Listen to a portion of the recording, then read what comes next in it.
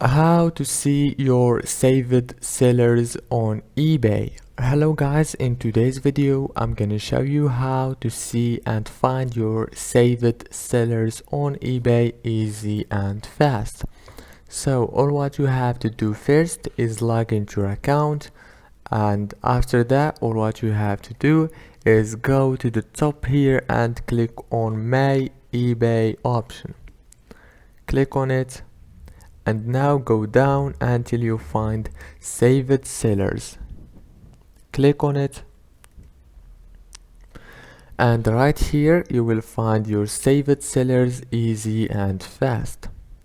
If this video was helpful for you, please don't forget to leave a like and subscribe, and thank you so much for watching this video until the end, cause this helped me a lot.